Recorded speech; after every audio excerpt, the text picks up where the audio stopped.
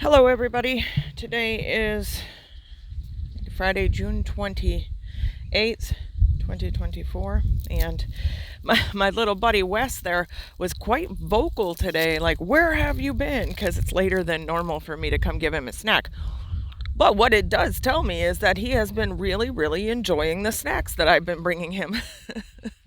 And they're all approved horse snacks, from like the Tractor Supply. So that's all good. And I guess I didn't have any idea how absolutely important it was to him that I'm doing these snacks every once in a while. Perhaps he thinks that they should be daily and at a certain time. I'm not sure. Normally he'll do his little grunt whinny, which will be like, well, today it was like, wow. But he's beautiful. He reminds me, he's older. He's in his 20s, which means that he's well seasoned.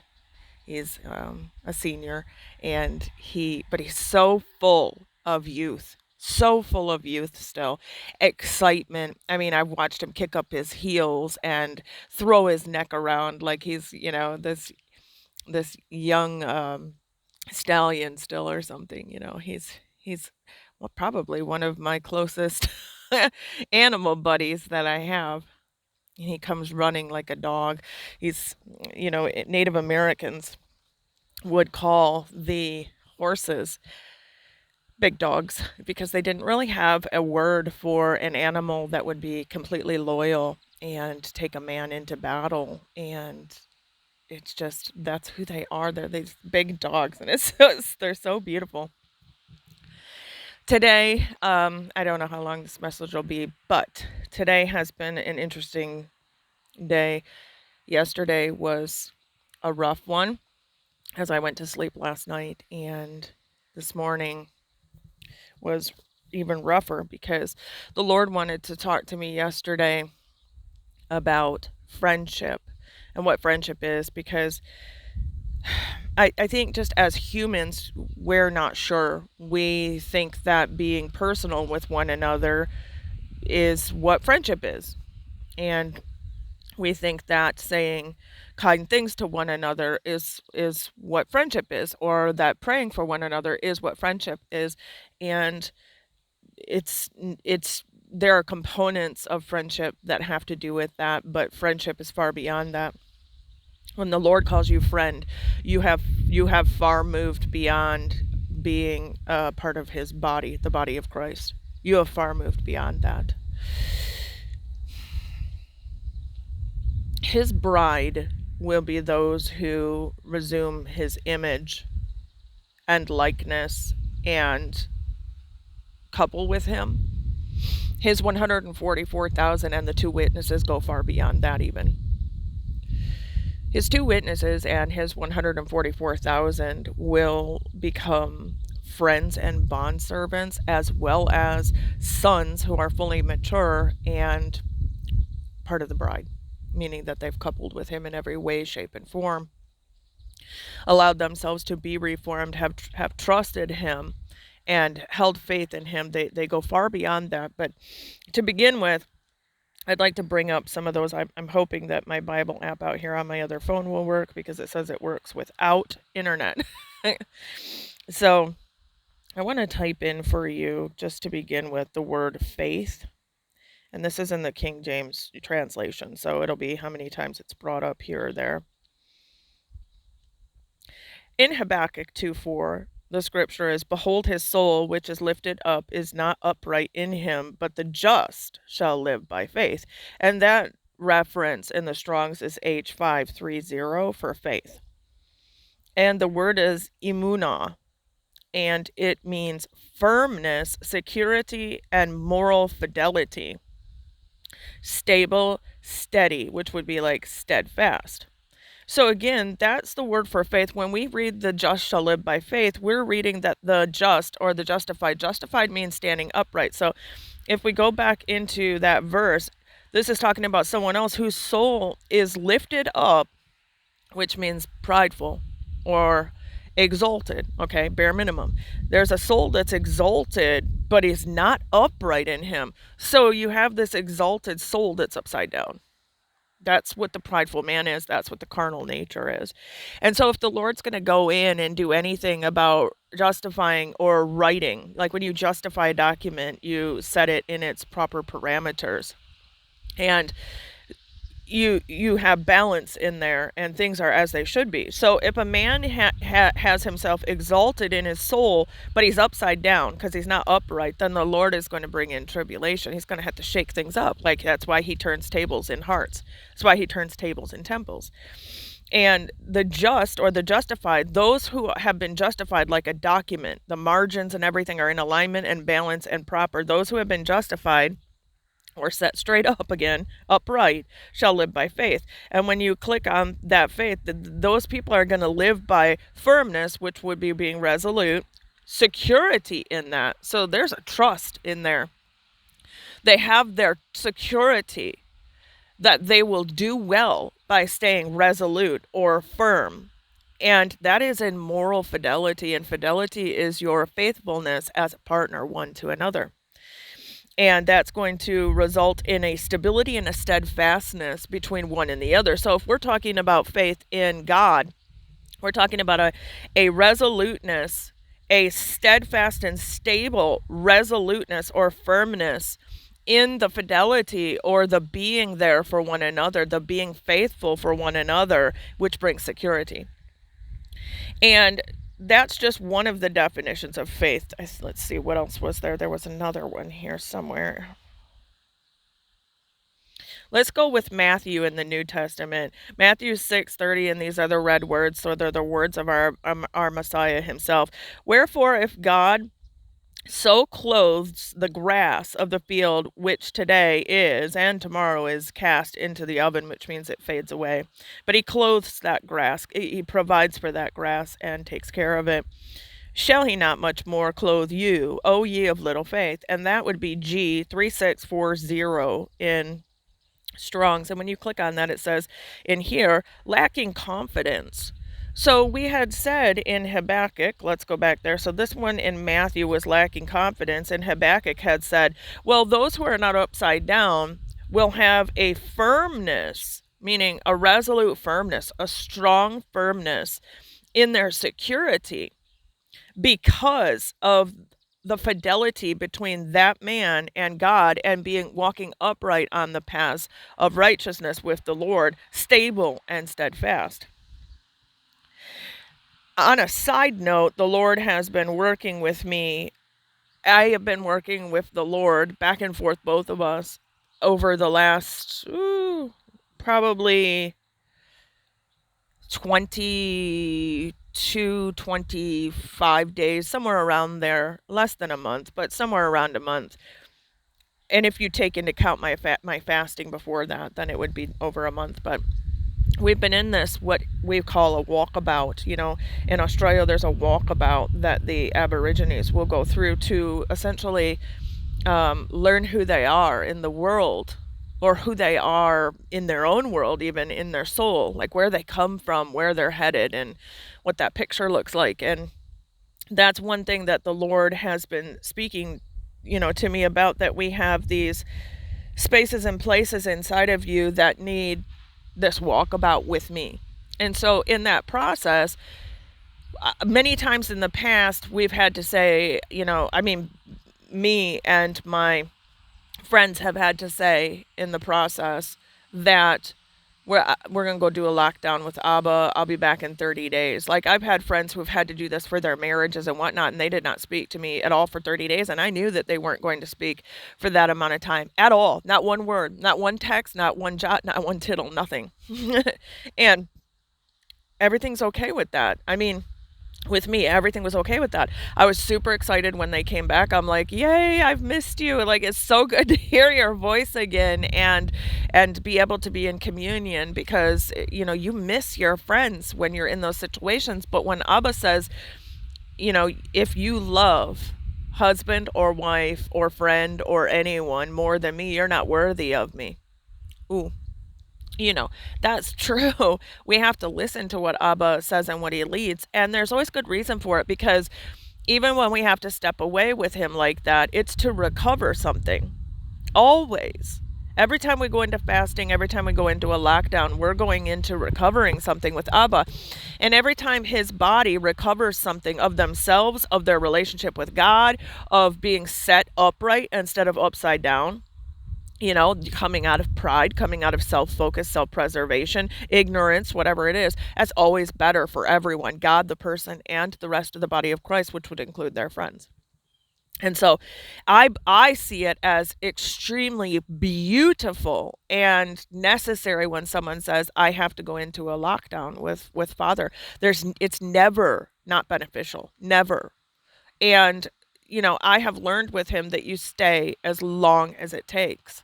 So for me, we're going on 30 days now, and I'm still in this walkabout. Well, my whole point is that in the beginning of this process with him, it began very, very disturbing, meaning that he began to show me in different ways estranged parts of me, estranged from myself and estranged from God, and we're upside down, not upright. Okay, so if they're not, and they weren't necessarily, well, maybe they were, yeah, because if I look at that, they were in hiding. So I was going to say they weren't necessarily exalted, but if they're in hiding, in darkness, or estranged from God, or angry at God, not agreeing with God, suspect of God, whatever that is, that's the carnal nature. So that is pride. It is exalted even if you're hiding and you're lost. It's self-preservation. So there's been these parts of me from coping mechanisms from childhood that have stuck with me my entire life. And so he began to speak to me, and we'll get back to the friends thing. He began to speak to me about needing to recover these parts of me because they were actually core parts that were supposed to be functioning within my person, that would then equip my person to have all the parts that she needed to be able to properly function with God, with myself, with anyone. And so it's incredibly important work to sit with Abba when he starts saying to you and showing you that you have parts of you that have gone away in hiding, and they're detached from everything and everyone. And so it began this really disturbing and what I call volatile experience with him, because when he went to recover these parts, being someone who can see in the spirit, I saw what they looked like and I saw how they were acting, and it devastated me and scared me and frightened me, quite honestly, because I was unaware, because when you're detached, you're detached. So I was detached from those parts, which means they didn't have a voice and they weren't seen. They were buried, and they were buried alive. That's what led to that video. And long story short, we have had roller coaster ride after roller coaster ride, ups and downs. I mean, one day okay and one day not okay, between me and God, I mean. And myself, really. He just said, and yourself, being all your parts supportive of one another, and essentially friendly with one another, receiving of one another, etc., and so on. And so when he said this little girl that has been hiding away, who learned you can't trust men, she holds the key to you being able to receive my love properly. So for a long time, you have known who I am in your heart. You have known what I have to offer to you, but have not been receiving it, because for a good reason, this little girl part of you has locked herself away because of what men did to her. And he doesn't mean just males, he means men and women, because when I sat with him this morning, my little girl, she was going through some things with him, and she got to the point where she, in the beginning, she was hiding and wouldn't even come near him, and was so angry.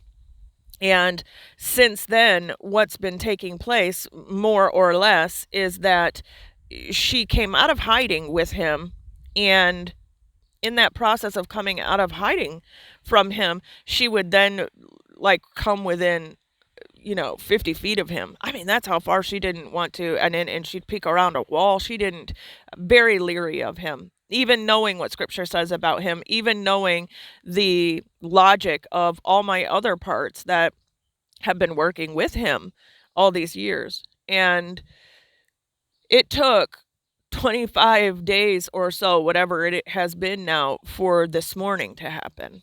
And this yesterday, what was disturbing, yesterday or the day before, she went to try to take his hand, because this is what he said. He said, "I need her to try to take my hands." And I said, she's let you put your arm around her and hug her. He goes, "That's different." There's like when he comes up behind me and puts his hand on my shoulder or something like that is different than taking his hands. And so I didn't entirely know what he meant by that until she went to try to do it, because she's been very brave, attempting in the best ways that she's known how to trust him. And so what was taking place was she was attempting to take his hands, and she held his hands for just a split few seconds, and then she jerked her hands away, and she like cranked her neck to the side like and she shook herself like a dog, like shaking it all off like it was the most ickiest thing, which then fundamentally devastated me again. And yet I have to be very patient with this entire process of what she's going through, because she has to be validated and heard and seen. And so then yesterday was sitting with her, where the Lord said, because before that even took place, she was sitting on a hard wooden backed chair, and she had her legs crisscrossed on the chair, so her legs were not down, her legs were tucked under her, and her hands and arms were between her legs, like in between the legs and the crotch area, straight down underneath her legs. She looked like a pretzel. So she still was protecting massively. So when she had done this, he said to me, she feels trapped, like she can't get away. And he showed me reflections of my past, where I had no ability to get away from adults who were supposed to be there for me, caring for me, and nurturing me. But once they got me in their grip, bad things took place in their power. You see what I'm saying? Once I yielded up that vulnerability, it was taken advantage of, and I was hurt in various ways. And so I understood the meaning of that. And by the end of that experience, she agreed to take one of his hands, to which he put his other hand over her hand that was in his hand. And that's where we had ended the day yesterday. And this morning, I saw her take both of his hands when she realized something very, very deeply. Because when we went to sleep last night, he started speaking about the way that people are treating her now, not just in the past, and what a friend is and who is not a friend, and what it means. And because when I came back onto social media, most people fell right back in where they were with me, very accepting, very loving, glad you had gotten your time that you needed with Abba, and or are still in it, good to see you, missed you, etc. and so on. But some are different on this side of it. And the only difference is that this is what he said. He said the only difference is, because you've gone on lockdowns before with Abba, prayer and fasting, etc. and so on. Most other people have gone on lockdown, which would be no friends, no social media, no, none of that, while you're on lockdown, for purposes, or prayer and fasting, whatever it is, for purposes of recovering something, some part of your relationship with God, yourself, others, your carnal nature, whatever it is, to deal with. And he said the only difference is that you have been ministering to people for years now, giving everything you have, going through whatever you had to go through at the time, and setting all that aside to be there for them. And that's essentially mountaintop time, Janet, where you're doing well and you're able to carry them in life, and they are gleaning from this, they're benefiting from this, they're in a good space, they're making headway with Abba, etc. and so on. But what happened was that you became someone in a place of being in the valley. And when someone's in the valley, they're in warfare, Janet. When someone's in the valley, they're hurting, they're unrecovered, there is a battle going on, and it's probably the hardest, darkest time of someone's life. And you really haven't had very many of those publicly. And this was your public one. And it's a big one because it's recovering fractured, lost parts of your soul. So the only thing that changed between this with you and other time periods is that you were not on the mountaintop able to carry everyone else. You were struggling in very many ways. You were emotional. You had to separate yourself for their good, for your good, for my good, for me to be able to show you what I've had to show you and to do the work. And in the process of that, you weren't perfect in all your ways like Jesus Christ. And this is what he said to me. Go figure. But he said, real friends will be right where you left them when you come back. And I've had, like I said, I've had others have to do this for their marriages and different things. And when they come back, we fall right back in line because nothing changed. And what he means is no sentiment between me and them and me changed in that process because what they were doing had nothing to do with me. Nothing. And when I came back, there were certain individuals who had changed toward me, literally had said that they are creating a distance between me and them now. And I fundamentally don't understand. I said to the Lord, because I was struggling, I said, I fundamentally don't understand how when you're needing like first aid assistance from God, rescue, you're in warfare, you're drowning, and God is trying to recover parts of you that the enemy has kept imprisoned in hell.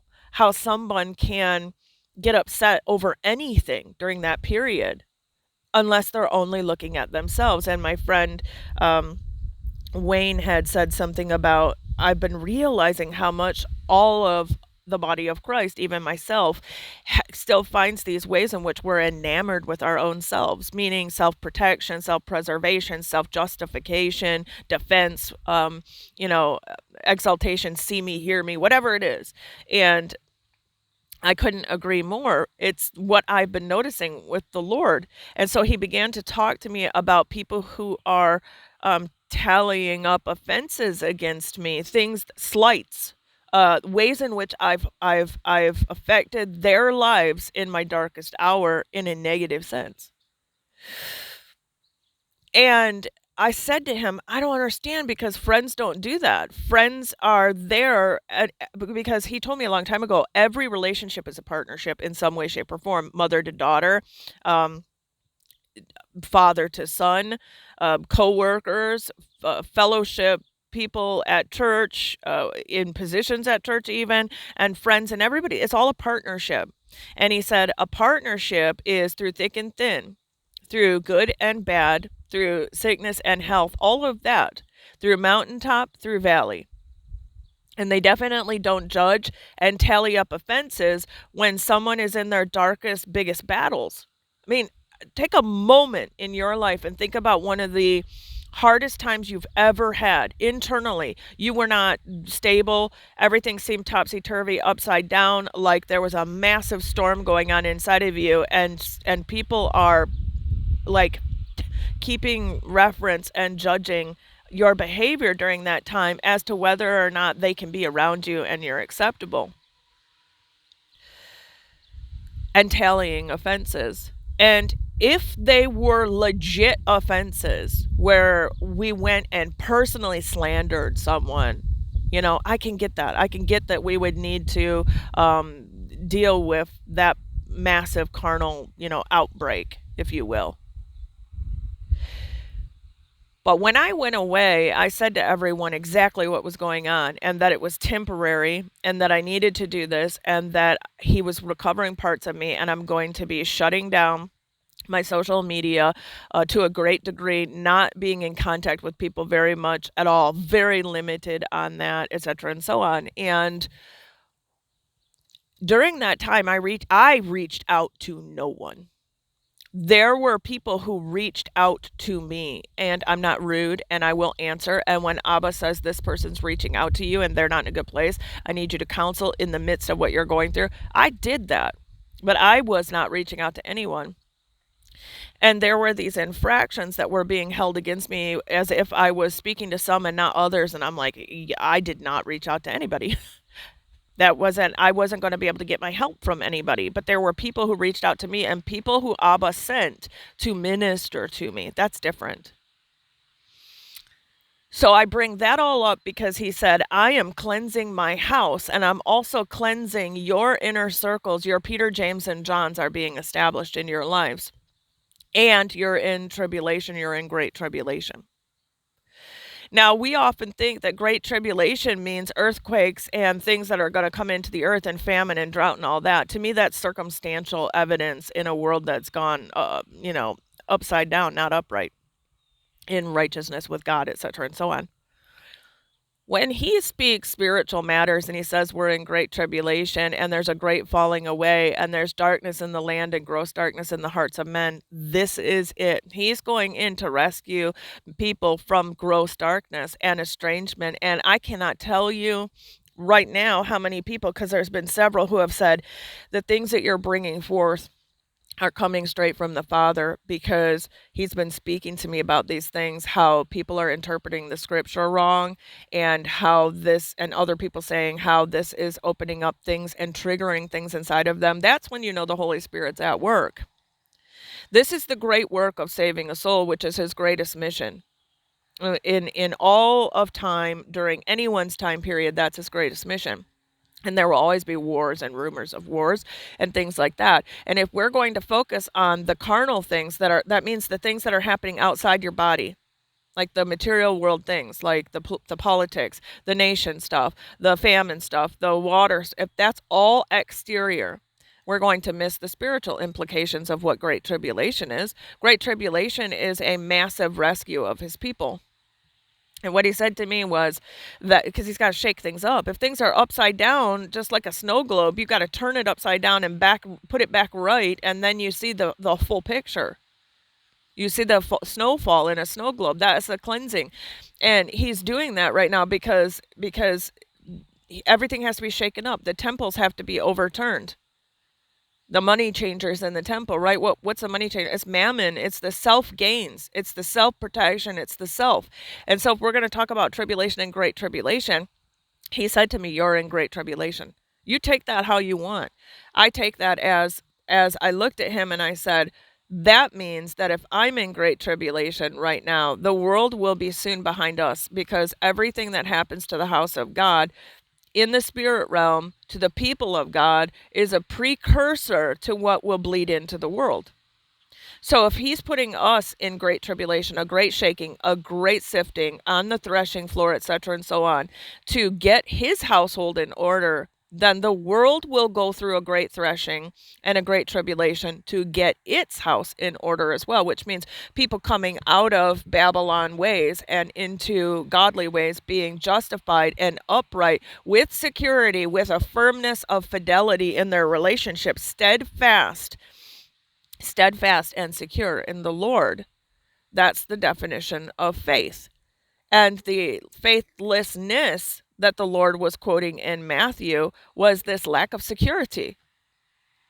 And I said to him, there seems to be this lack of security or this firmness and steadfastness in these relationships where when you cannot perform or be what they want you to be, when they want you to be it, and how they want you to be it, they then remove themselves. They then put a distance between you and them. That's estrangement. There's a death that took place.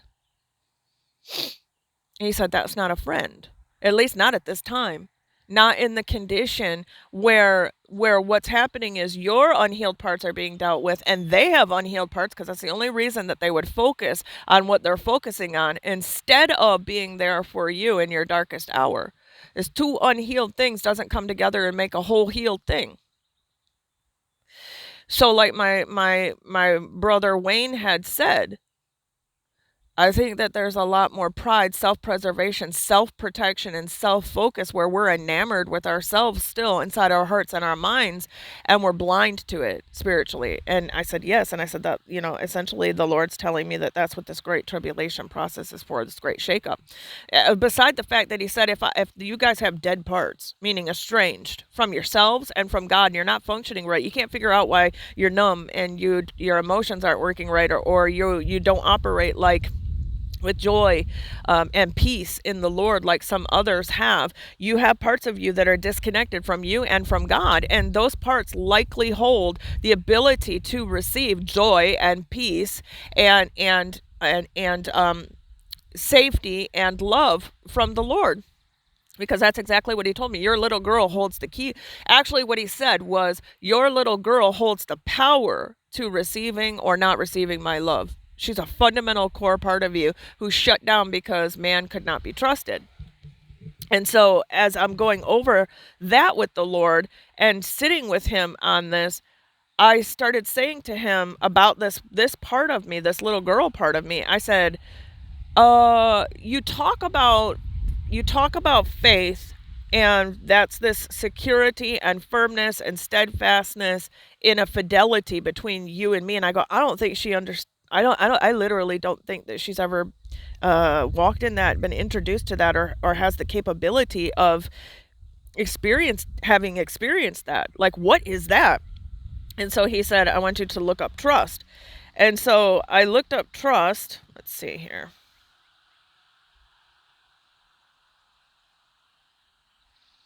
In the definition of trust of H982, it says to be confident and sure. Confident and sure. I said, she doesn't know how to be confident and sure in anybody, and for her to have that steadfast, stable, steadfast, firm trust and confidence in you or anyone. I said, I fundamentally don't think that she's ever had that, God. I mean, she doesn't understand that. Like a child doesn't understand complex, figurative speech from an adult. Like, she doesn't she's looking at you going, I get it. I understand what you're saying. But I finally saw this little girl part of me today after going through all this the way that people are treating my person in this time. See, why it's a big deal, he just said, is because this little girl's coming out for the first time being seen and heard, and they don't like her. Do you know how much that devastates the me that is the totality of me and the Lord right now? Look, you can not like her if you want to, but that's not going to help her in any way, shape, or form with what I'm going through, because the Lord is healing her. It's a process, which means changing her mind, helping her become repentant and stable. But what she saw today was that he had told her, you hold the power, which means he's not going to come in and essentially overpower her and take anything. That's rape. He's not going to come in and do that to her. She's been through that. So he's been very patient and long suffering. And what he showed her was, you hold the power to whether your person, the whole of you right now, can receive my love. But he said this, he goes, the two keys are trust and faith. Those two keys will open the door to you being able to receive love and give love to me in faith, in fidelity, which means a faithfulness between you and me.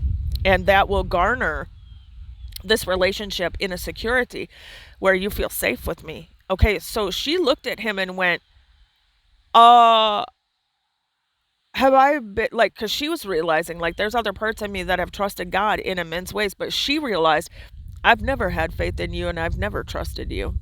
No wonder I can't receive your love. And she broke. I mean, that broke her. She realized, I have never known what it is to be stable and secure with anyone. Like, I sat there for minutes while she racked her brain, mind, and memories to find a space where she felt completely safe, secure, and confident in an individual to take care of all her needs, including God, because she didn't know God. And she looked at him and said, you're telling me that in order to receive your love properly into me, which would set me free in every way I've ever dreamed of, she said, the keys to opening that, the keys of the kingdom to opening that is trust and faith in you. And I've never had trust or faith in you. I need to learn trust and faith in you, but you need to fundamentally, I need you to rebuild that. And that's what that's what he said, bingo. He said, this process is rebuilding from ashes. So she's been in hell, and she's been reduced, and she's been abased. And she knows what it is to not exist, not be seen, and not be heard. But what she doesn't know is to be seen and to be heard, and to be validated and protected and secure And it's going to take a lot of bravery on her part to walk in trust and faith now, because this is what I mean by there were parts of me that were not saved, lost in hell. And if we are just going to think of hell as some final destination, you miss the fact that people are living in it right now. And he is trying to rescue us from that right now. If you think of great tribulation as outward things that are going to happen in the earth realm, you miss the great tribulation that's going on inside the souls of men to recover them. The battle of the warfare of all of that. There's a reflection in the earth from the things that take place in the spirit realm. And in the spirit realm, he said, my business in the spirit realm is recovering souls. And my household is under great tribulation, great threshing, great shaking. And I cannot count right now how many people are going through that I'm in contact with. I mean, massive ways. I mean, just massive long-term marriages absolutely look like they're dissolving in front of them, and yet God is behind the workings of this great shaking in people's lives to actually recover them in what looks like is meant to destroy them or take them to ashes. Well, it is. In a lot of ways, it is. The estranged carnal nature perspective that we can choose to live in, it's supposed to destroy that entirely to where we have a dependence and a security and a faith and a trust in God, and we're living spiritually with him and from eternal spiritual purposes, not carnal ones here. So that little girl put her hands out today willingly and said, I need to take your hands. And she said, I'm not letting go no matter how uncomfortable it is. That was a huge victory today because she realized that the only person who holds trust and faith is God. Like, not to get it from him, like, as in, like, or give it to him as in that she totally fully trusts and knows what that all is and it's functioning in her right now and she's great. That's not what she means that she understood. You can't go to the devil to get trust and faith. You can't go to broken man to get trust and faith. The only one that holds pure trust and faith to ever have it, possess it, work from it, and experience it is God.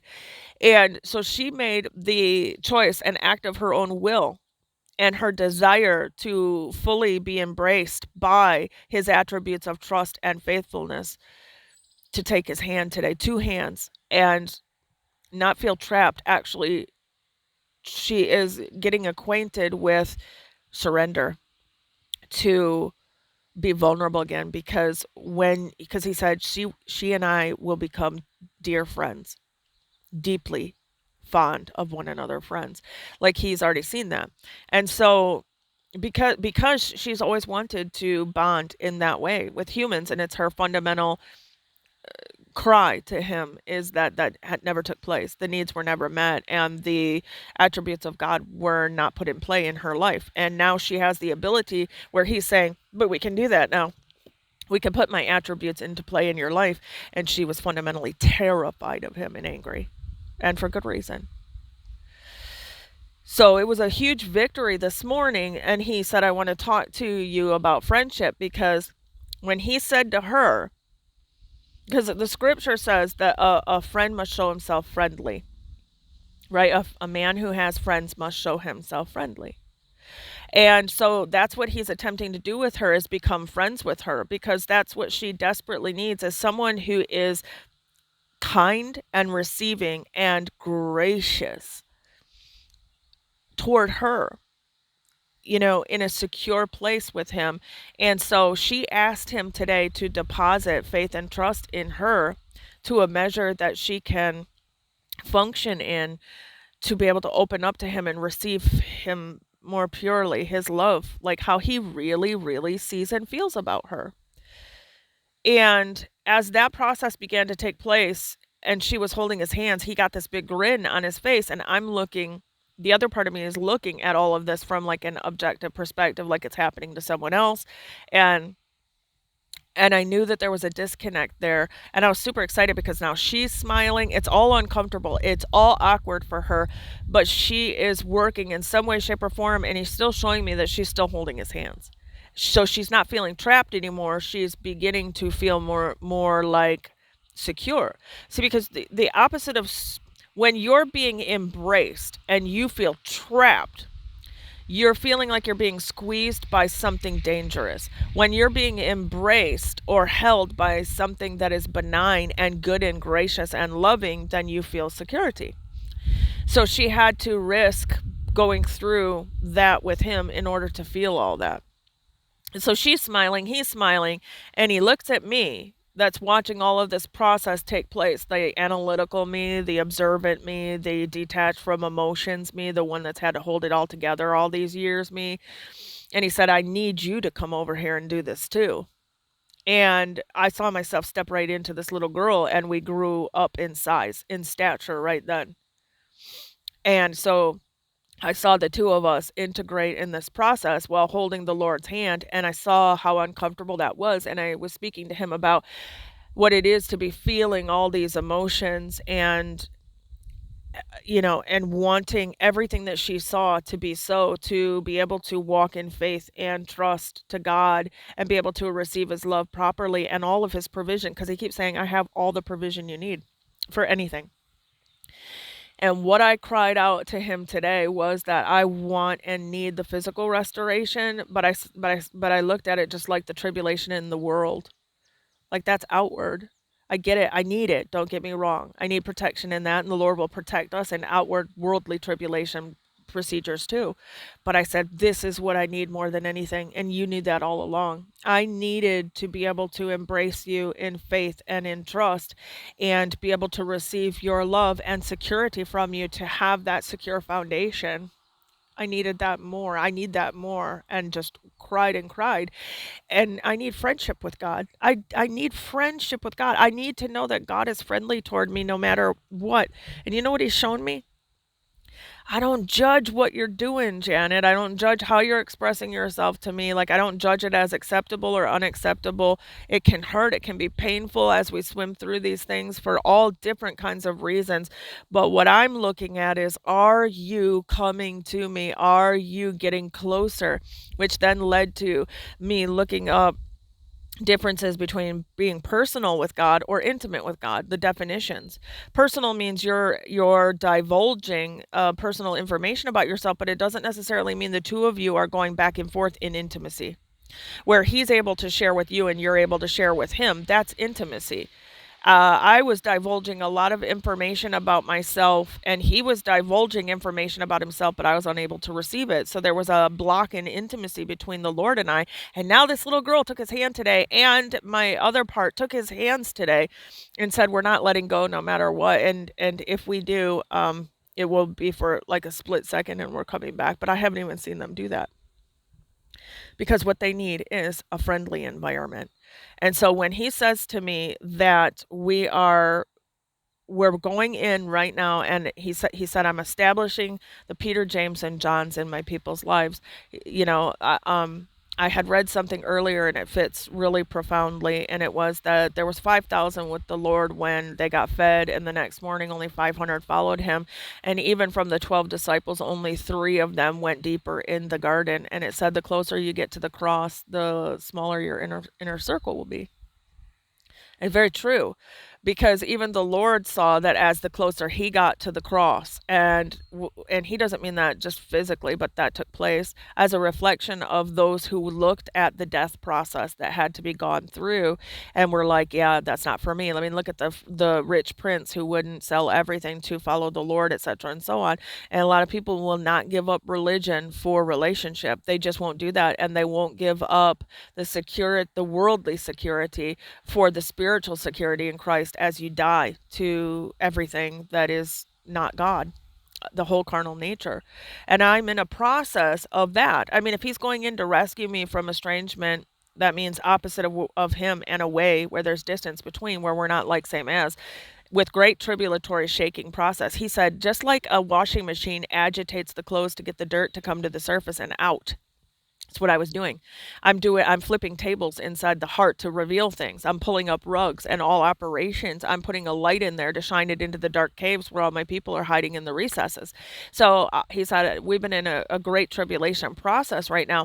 And as he went closer to the cross, as he went closer to the Father, many people couldn't follow him. And he said, we're at that period. If you haven't realized that, many people will not be going forward with you because they're not they're not with you and God in the same place that you are with God. And they'll be behind you on this process and they will come through, but many of them are not going to go forward with us. A lot of people want to talk about the manifesting children and the ones coming into maturity. And Dad said that he's sorting his people right now, very much like how Jesus because it's the mountaintop, right? Who gets to be with the Lord on the mountaintop?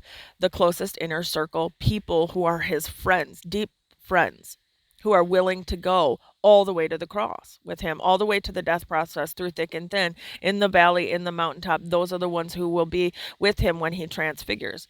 It's the same for me. It's the same for you. There are people who are unwilling to be anywhere but the mountaintop with you if it requires them to be in the valley with you and still be friendly and loving and supportive and work the attributes of God. Because if they don't have it, they don't have it. If they're bankrupt and they're not like same as Jesus, they can't be like same as Jesus with you. But he is going to sort out who's going to the mountaintop with us right now, and who's not. Doesn't mean down the line they won't, but he is establishing, he said, the inner circles, and he's wanting us to understand what a friend is. It's not somebody that just shares personal information with you. The Lord was doing that with me all along. I was doing that with him all along, and we were definitely not friendly. I mean, he had every intention, and parts of me had every intention, but other parts of me did not.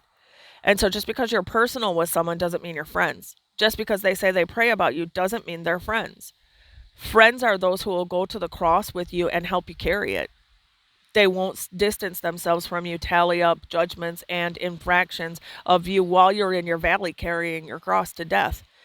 They'll go with you all the way to the ashes. And then when the Lord comes in and resurrects you from ashes into beauty, taking you back to the mountaintop, to the summit with him where he transfigures you and carries you forward, they'll be there with you for that if they were the ones who were helping you carry your cross, being friendly, supportive, and carrying the grace of God with you in that time period. And so these are the things that I wanted to bring to us right now, this understanding that if we're looking for the great tribulation outwardly, if you don't recognize the great tribulation until you see it outwardly, it'll be too late.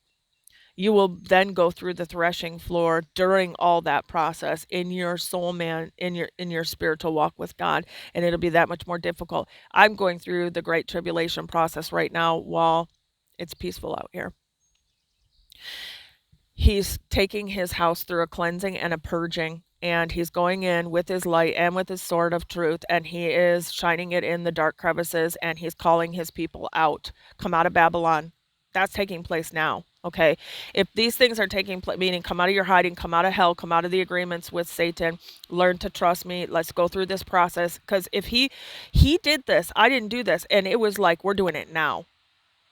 Like, I have got to show you. And there was an urgency to that. And of course, he's wanting to save us at any point like that, but it was an urgency. I have to believe that this urgency in the spirit, and I don't know how many months or whatever it's going to go on for us, or another year, or whatever he's going to be doing this great tribulation, spiritually speaking, in his household. But I do know that everything comes from the spirit realm first, and then the world experiences it second.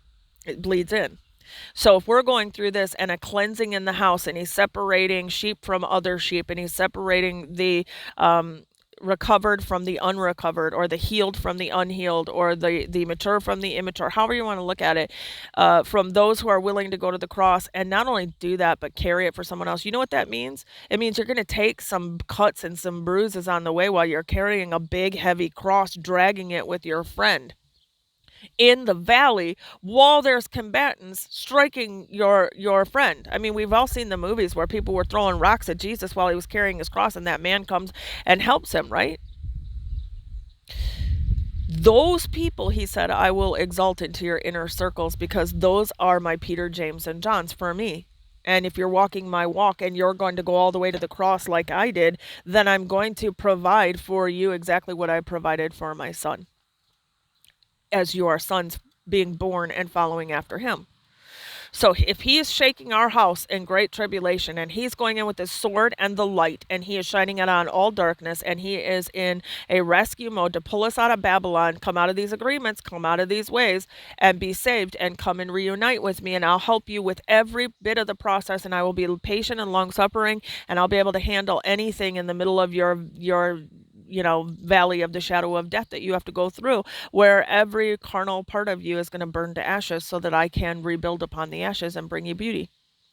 If that's taking place spiritually in our souls and in our inner man, this rescue procedure, through great tribulation, through shaking us up because we're upside down inside to get us righted, then the world follows after that. The world will follow after that. And I don't know how long after that. I mean, where it starts to show up that the Lord is going to tip the world upside down and shake everything up with great tribulation, shake the money changers in the temple, shake the world and the mammon in the world, shake up Babylon and deal with it and purge it with fire, just like he said, I'm going to bring you all the way through the fire inside, Janet. That's what he wanted me to talk to us about, that's what's taking place right now, and that in that process, he is going to pick your Peter, James, and Johns for you, and he is going to sort out those who are not going to be able to go further with you at this time. And that doesn't mean that the people who are going further with him, like me or anyone else, doesn't mean that we're perfect in all our ways. Good God, I have admitted that a million times over. And like I had said recently, if somebody's waiting for me to get totally healed in every way, shape, and form this side of heaven, you'll probably be waiting until you meet me in the gathering or in heaven itself. Because as long as we're in this world, there's going to be tribulation. He promised us that. There's going to be pain and suffering. He promised us that. And, but it does mean that we have a seriousness and a resoluteness inside of ourselves to be reconciled with the Lord, and that's the process that I've been in, and surrendering to that in every way, and dying to self-preservation or self-protection or whatever it is over and over and over again. And he promises me that the whole purpose is for rebuild, folks. But he has to destroy every foundation that is not firmly established on the truth. And with him, it has to be destroyed. And this little girl, listening to him say all this and understanding how much better it is going to be on the other side of it. But it's scary at the same time to come out of wherever you've been, and whatever you've been familiar with, to come into a different place that you're not familiar with. So we're going to have the Lord pick our Peter, James, and John inner circle people for us. And he is speaking about mountain promotions right now. And in order to do the mountain promotions, folks, you're going to go through the valley all the way to the shadow of death before he can take you all the way up to transfigure you on the mountain. But that's the space we're in. And Father, my hope is that I have brought forth everything in the way that you have wanted me to bring it forth today, and that it resonates with people and it makes sense. And if they know these things already, that you've been changing their inner circle and defining who's friends. I know many in ministry have already learned this a long time ago, and we're forgiving and we're gracious and we're patient, and we're never casting anybody away. Like, that's just not what Jesus and I are doing in any of this process. But he is warning me who will go forward and who will not, because it takes a willingness on both parties. And then the Lord said to me, forgiveness and love has nothing to do with them being able to remain in your inner circle. I'll tell you who we want in our inner circle, who we will be allowing and who we won't. So if you've already been going through this with the Lord, and you've already understood this, and you've had your own trials and tribulations in this and experiences, you also have learned that you break and you intercede for these people, because it's unhealed parts of them that need to be recovered as well. And so there's no animosity, and there's no there's nothing but grace that you have for them, and forgiveness. And if you understand that we are going through this process of being rescued inside our souls, we are in great tribulation right now. His household is being shaken, threshed, separated, And everything else that doesn't belong and has a faulty foundation will be burned to the ash. And it'll be out of the ashes that beauty is born. It'll be out of the ashes that we rebuild the ruins of the tabernacle of David that'll be resurrected. It's that's going to carry us to the mountaintop transfiguration with the Lord. Does that mean physical? Sure, but I said everything in the outer, the outer rim, this outer world, anything outside the soul is the outer rim or the outer edges of creation. Sure, a transfiguration will take place. Many people are looking forward to new bodies, glorified bodies, etc., resurrected bodies, etc. But before that takes place, there is a full on resurrection of the soul man. And that's the mission he's on. And anybody who is going to hinder that process, anybody that cannot help his people carry their cross in the valley while the combatants are nailing them with rocks and insults, and they're crying while they're carrying their cross, and they need help and they need graciousness at that time. Anybody who is unwilling to do that will not be going forward with someone to the mountaintop. It is what it is. But the beauty of that is that the Lord has our back in everything to recover us, and then also to establish us with the people who will be these rock foundational people, because they are founded on him. And those are the people he's going to want in our lives to help be steadfast and stable in our lives, to where if you have to step away with the Lord to do some work and go through the valley of the shadow of death yourself all the way to ash until your Babylonian carnal nature and your hiding spaces and all the entrapments of the enemy and the lies and all that is taken care of. If they're going to go with you through all of that and not hold anything against you and love you and show only grace and love towards you, those are your mountaintop people. Those are the ones that will be with you the whole way. They're not just here for you in your good times when you're on the mountain and you can be what they want you to be, or you look like how you should look like to them, or you sound like how you should sound like.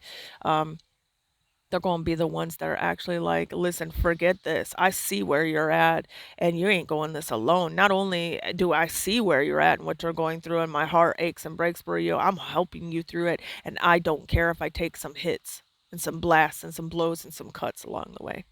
Those are your mountaintop people. And the Father said, with that, we have concluded.